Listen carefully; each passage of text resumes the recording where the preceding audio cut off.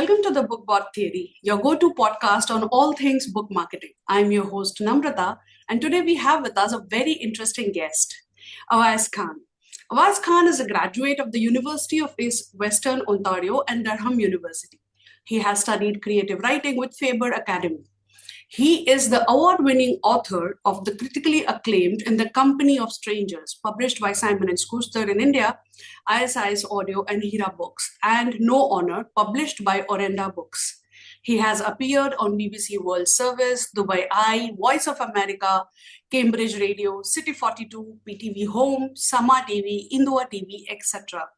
His work has appeared in the Aleph Review, Missing Slate, The Hindu, Daily Times, and other publications.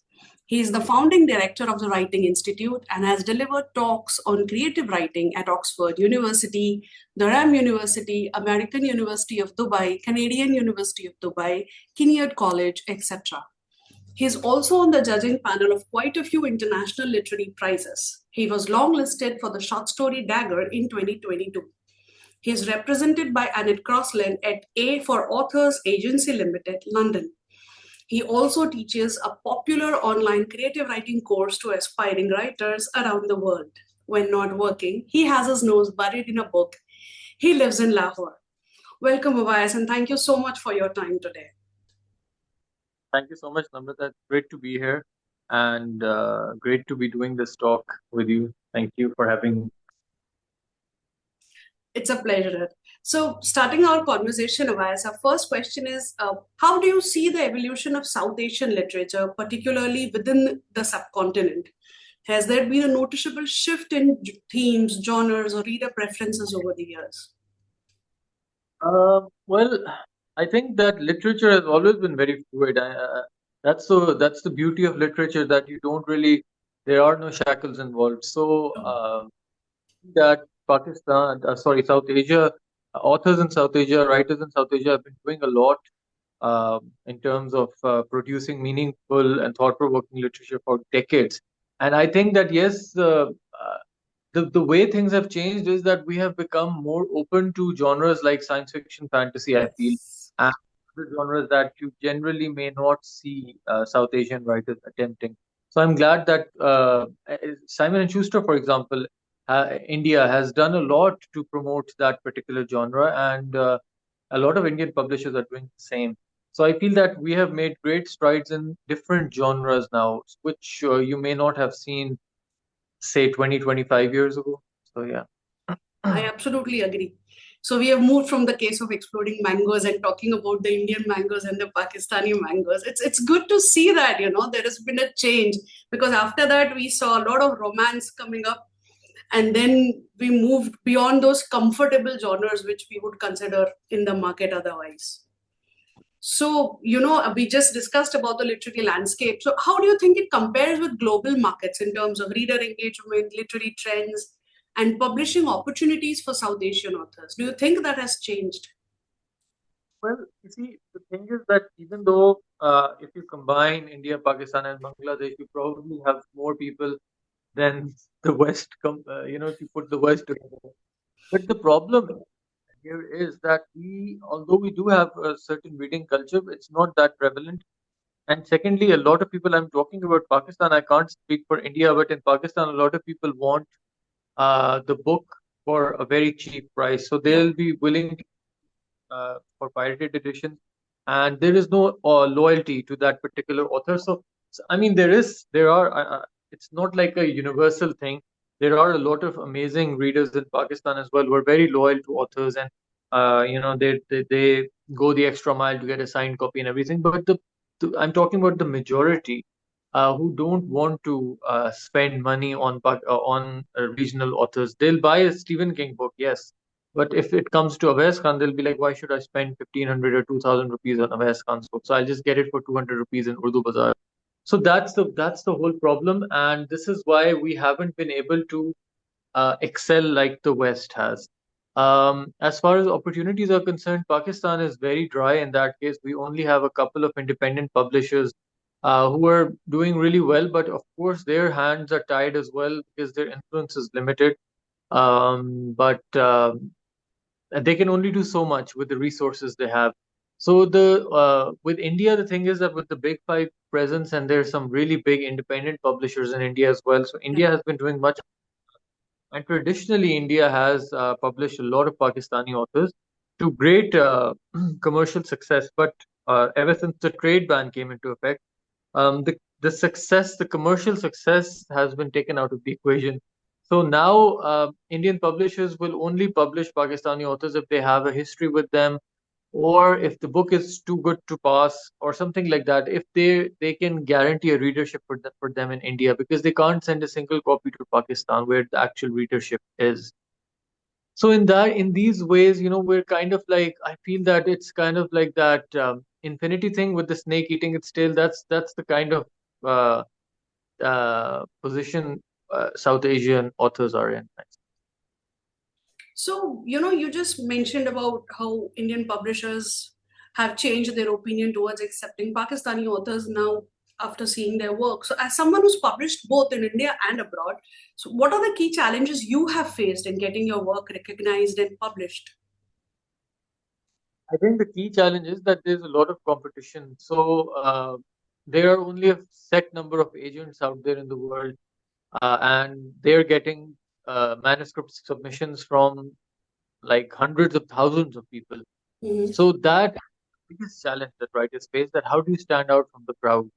And then it all boils down to following their submission guidelines, making sure your cover letter is good.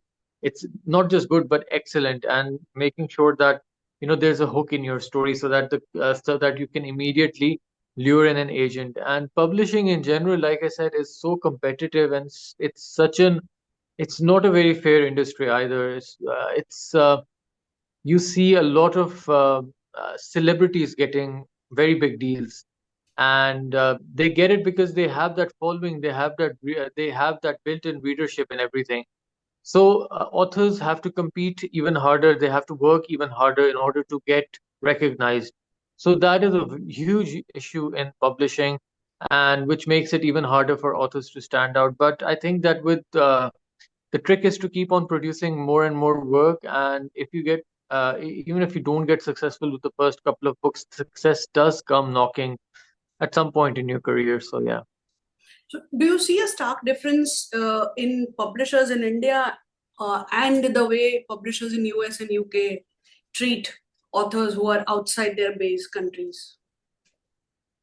I feel that publishers in general are very nice. The publishers I've had, you know, dealings with have all been super nice, and I've never had any issue with any publisher. I feel that with India, the thing is that Indian publishers will understand you a little more because they'll understand the nuance of your writing. Because we do come from the same culture, obviously, so they will understand things that a Western publisher may not understand. They might want clarification on certain things, like what is they might not understand what a rishta is, Yeah. whereas we will completely understand that rishtas, there are different meanings to the word rishta. Like it can be a relationship between brothers or family, but rishta is also something like a proposal. So I feel that Indian editors understand that particular nuance, so it becomes much easier to have a conversation with them, and they will sort of be able to relate to it a lot more than a UK publisher might. So I think in that way, Indian publishers are different from their Western contemporaries. So it's very interesting that you mentioned about these nuances, because the next question I was going to ask you is about this, that how important do you think cultural representation and authenticity is for South Asian authors, specifically when they're writing for a specific market? And do you feel a particular responsibility as a South Asian writer to present certain themes or stories when you're writing? They have to be of a certain way, have to touch upon certain, as I just said jokingly about the mangoes, like, there was a phase, if you remember rightly, that people wanted certain mentions in the books when it came from South Asian authors, that they wanted it to be represented like that. So do you feel that pressure? Well, yes, there is always that pressure, but I feel that writers are there is too much pressure on writers, and we yes, if you can write about social issues, or if you feel that you are the right person to write about them, then why not? I feel that that's a great, admirable thing to do. That's what I try to do with my books. I write with a social issue, fiction with a social issue at its heart. But it is not a requirement, you see. It's like the only thing writers are responsible for is good writing. So to produce a good book, and that is the onus is on them for writing. But the onus is not on writers to write about a particular social issue just because they're writers. Similarly, I feel that there needs to be more representation, especially in the West. When it comes to South Asia, specifically Pakistan, I feel that Pakistanis don't get a lot of representation at all when it comes to publishing. And same goes for India as well, because we're a huge, and I think some of that, the blame can be attached to our own people. So you will notice something that when a South Asian author's book comes out in say the UK or US, you'll very rarely see it hit the bestseller lists. Why is that? They have a huge diaspora. UK has a huge South Asian diaspora. They have like 3-4 million South Asian. So why is it that South Asian authors don't even make it to the top 10 Sunday Times bestsellers? Why can't they sell even 2 or 3 thousand books, copies of their book in the first week? Why is that? The reason is that our own people do not support us. They will not buy our books. 90% of my readership is white in the UK. So the problem rests with us. So we cannot always blame publishing or the leaders in publishing or the way the market is. We also have to look inwards and see what we are doing. What role are we playing in supporting our Pakistani or Indian or Bangladeshi authors? What are we doing? Are we buying their books? Are we buying them at the retail price, or are we waiting for them to get on go on discount, or are we waiting for to get a pirated edition? What are we doing? So it's very easy, I feel, to point fingers, and that's what we do. We point fingers all the time, but are we doing our part? That is the main question. And so I feel that it's kind of a mixture of the two, that yes, publishing needs to be held accountable and they need to ensure that there is more diversity in publishing, but also we as South Asians also have to take up responsibility and support our own. I think that's very important. Very true. So, when you talk about publishers playing a role in amplifying voices of South Asian authors, are there specific areas you feel they could improve or innovate to better support authors who are not from that country? You mean publishers? Yeah, publishers. Any initiatives or any things that they are doing which you feel are good and which they should be doing or ideally could be a good way to promote or support I authors? feel I think that first of all, this does not solely relate to publishers, but to the industry in general. You see a lot of prizes out there in the UK, in the US. A lot of these prizes, when you actually go on and check out their submission guidelines, they'll say that the person applying has to be a UK resident or has to be a US resident. So these prizes are close to people like us, people in South Asia, and Pakistan doesn't have any prize. So where are we to go?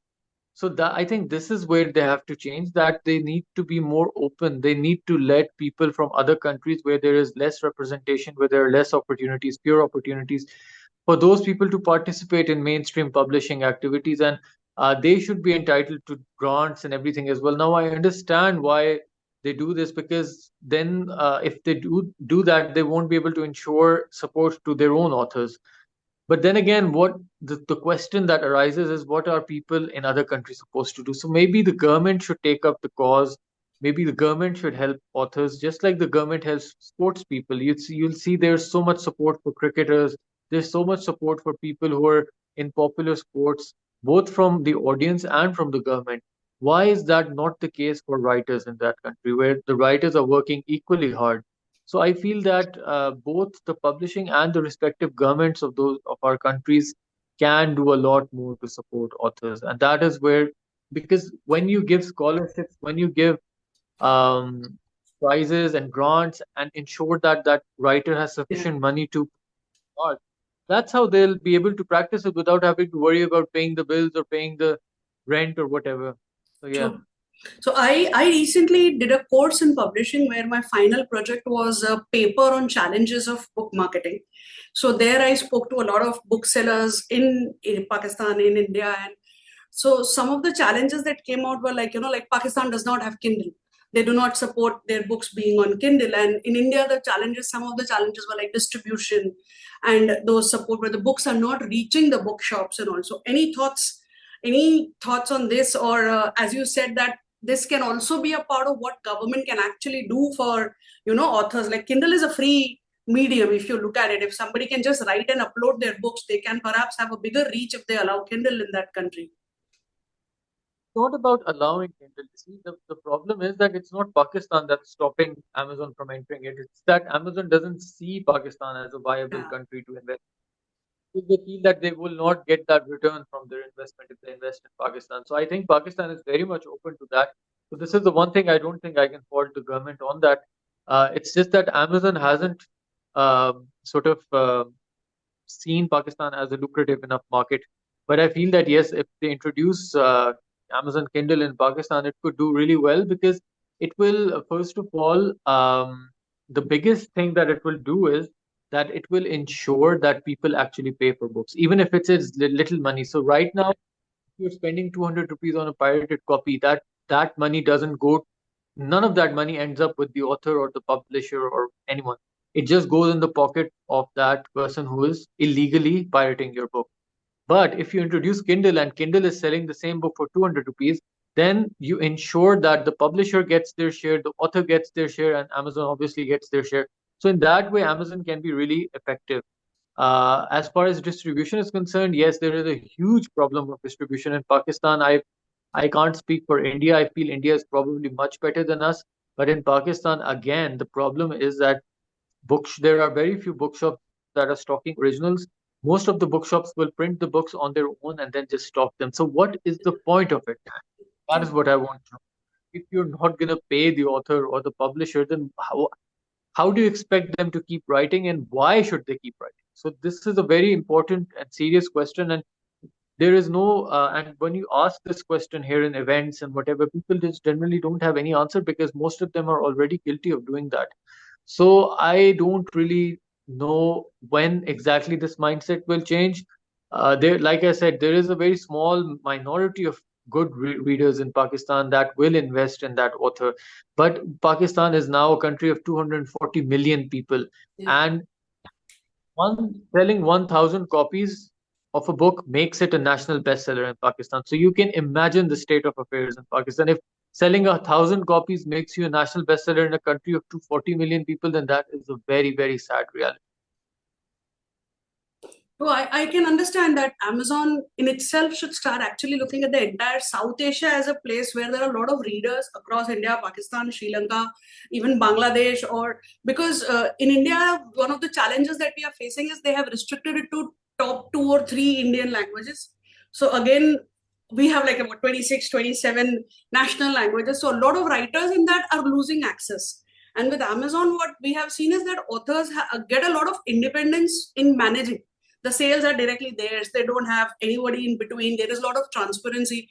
So yes, I agree with you that maybe it's not about our governments alone. It's also about platforms like Amazon, which can open up a lot of opportunities for us. So are there any marketing strategies or approaches that worked particularly well for you when you were promoting both your books in on I social media, in person?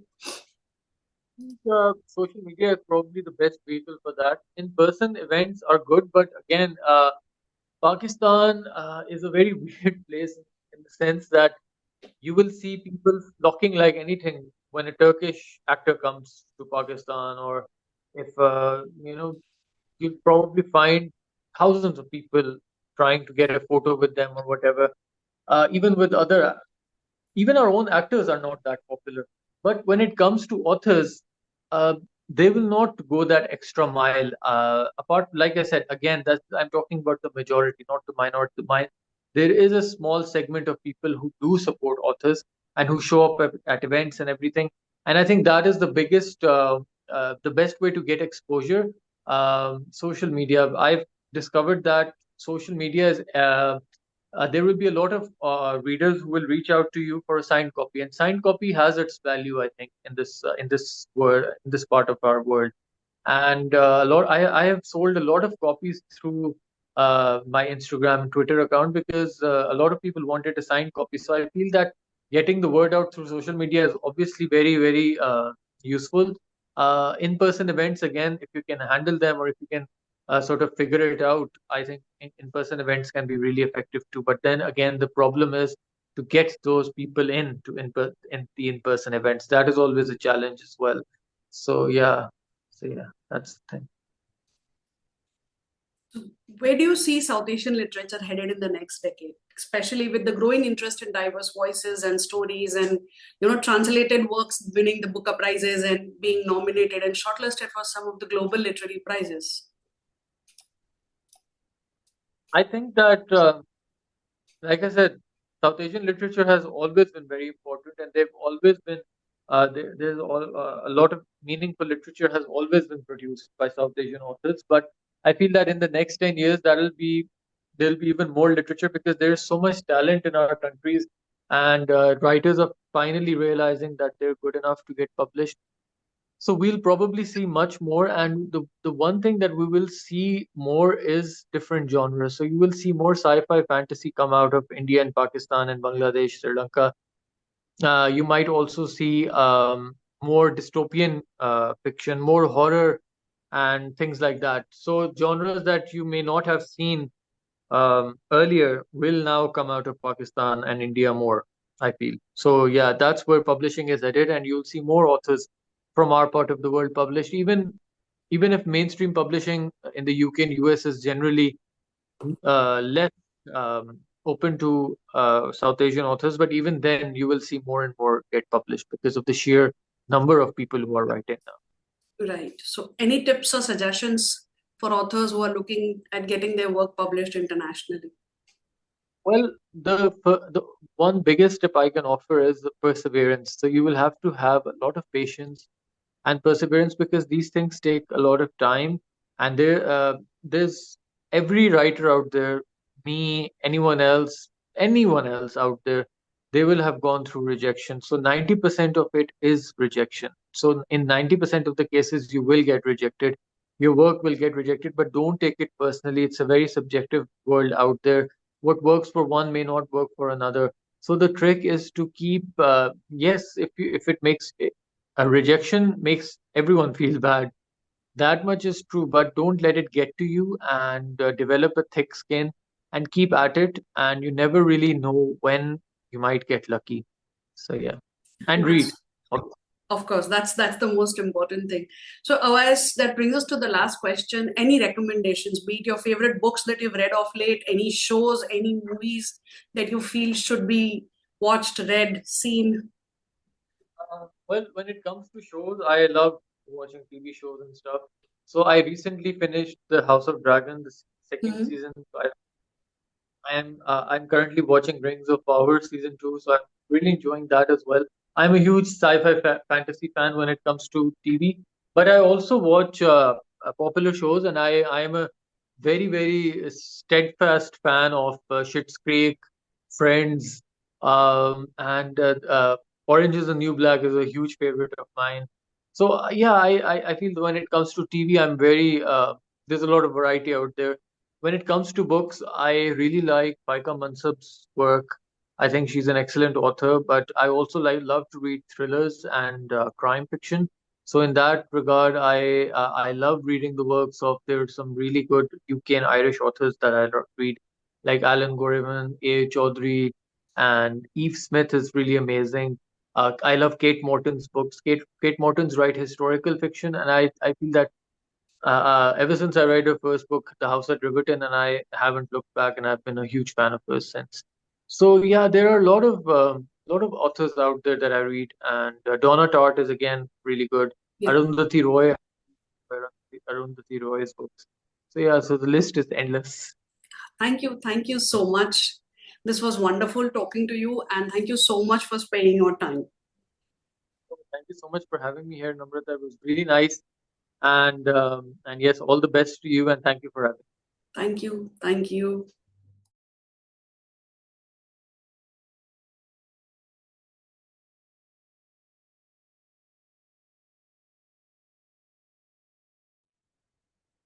Thank you so much for tuning in today.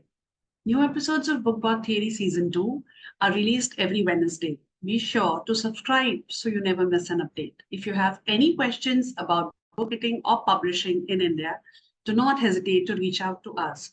All the contact details are provided in the description box below. If you enjoyed this episode, please give it a like and leave a comment to share your thoughts. And if you are a writer, don't forget to share it with your fellow writers and invite them to join us on this exciting journey with the Bookbot Theory. Until next time, keep writing and exploring the world of books with us. Thank you so much.